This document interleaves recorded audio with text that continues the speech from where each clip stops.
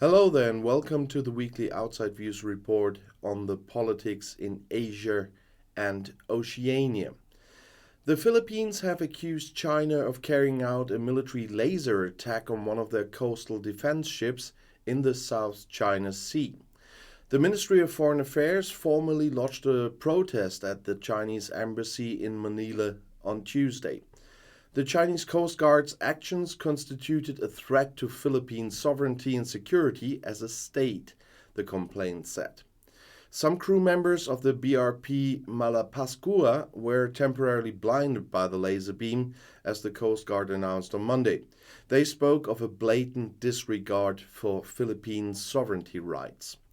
The incident reportedly happened on February 6th near the second Thomas Shoal. The underwater reef is part of the Spratly Islands. A stranded World War II transport ship is used as an outpost by the Philippine military. China claims the entire strategically important archipelago, while Brunei, Malaysia, and the Philippines each claim part of the islands. There are military garrisons on many of the otherwise uninhabited islands. The Malapascua has been escorting a Philippine Navy ship that was to bring food, supplies, and new personnel to the outpost. As a result of the use of the laser, the ship was forced to leave the area again.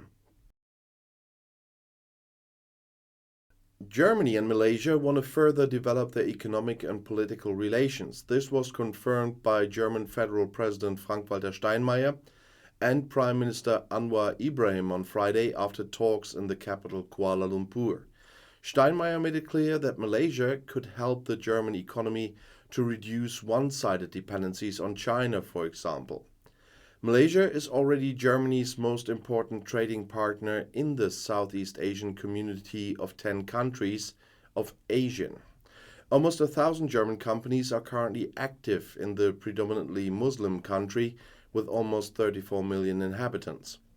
Steinmeier has been on a state visit to Malaysia with his wife Elke Büdenbender since Thursday. In the morning, he was greeted by King Al-Sultan Abdullah with military honors, including a 21-gun salute. In the evening, the king gave a state banquet in honor of the guests from Germany. After the recent dispute with the United States over the launch of a suspected spy balloon, China has repeatedly coolly to an offer of talks by US President Joe Biden.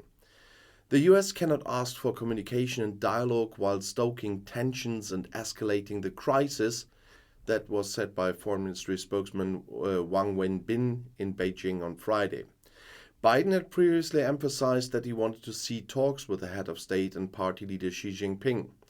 The ministry spokesman only said that he had no information to offer. In Iran, numerous people have again demonstrated against the political and spiritual leadership. According to reports from eyewitnesses, there were protests on Thursday evening in the capital Tehran, the megacity Mashhad in the northeast, and in the Kurdish areas. Activists had called for new protests after the traditional 40-day mourning for two executed demonstrators. The latest wave of protests in the Islamic Republic was triggered by the death of an Iranian Kurd 5 months ago. Eyewitnesses reported violent protests in the Kurdish cities of Sanandaj and Gorwe, where demonstrators set up barricades and set garbage cans on fire. So-called security forces responded with warning shots. Several youths are said to have been dragged into police cars. In other parts of the country, many women once again roamed the streets. Cries of death to the dictator and woman life freedom could also be heard in Tehran. However, the protests were limited to individual quarters of the capital.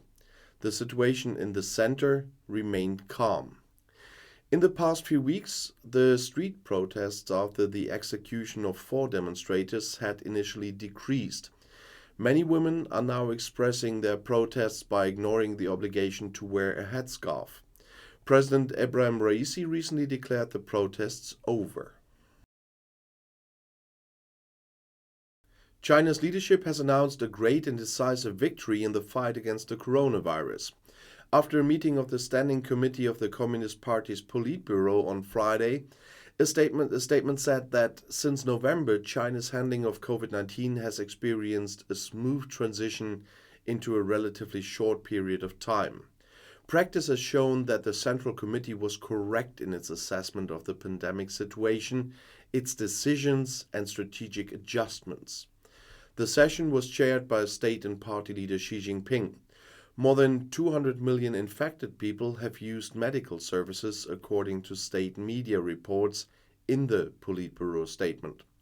Almost 800,000 serious cases were treated appropriately. The COVID-19 mortality rate remained the lowest in the world, as they said, but no numbers were given.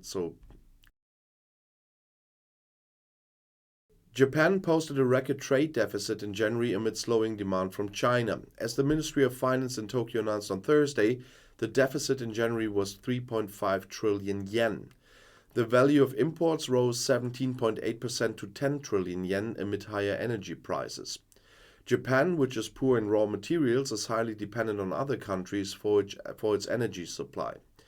Exports slowed significantly, with the value of exports increasing just 3.5% to 6.5 trillion yen. Goods exports to China, Japan's largest trading partner, fell by 17.1% compared to the previous year. Overall, slowing export growth is seen as a sign that the global economy is weakening amid aggressive rate hikes in major economies. According to experts, this also underlines the challenge for the Japanese central bank to achieve growth supported by private demand. Before new US military exercises with South Korea, the self-declared nuclear power North Korea threatened tough countermeasures. The foreign ministry in Pyongyang accused both countries of preparing a war of aggression. If the maneuvers take place as planned, there will be unprecedented, constant and strong counter-actions, said the ministry spokesman according to state media reports. Observers see this as an indication of a new series of missile tests or a new nuclear test. The United States and South Korea reject all allegations that the maneuvers are preparing for an attack. The Ministry of Defense in Seoul announced a military simulation for next week in Washington under the scenario that North Korea uses nuclear weapons. With a focus on North Korea's nuclear threats, both sides will hold in-depth discussions on various avenues to strengthen US enhanced deterrence, they said. But the US understands the full range of its military capabilities to defend South Korea, including nuclear weapons. Both countries had agreed in November to resume annual business games or military games, and the spring maneuver in South Korea is planned for March. The conflict on the Korean peninsula has become explosive again since last year. Despite being banned by UN resolutions, North Korea has increased the scope and speed of its missile tests. South Korea and the USA resumed their maneuvers in full then. And this concludes this week's video on the politics in Asia and Oceania. I'll see you in my next video tomorrow. I'll be back.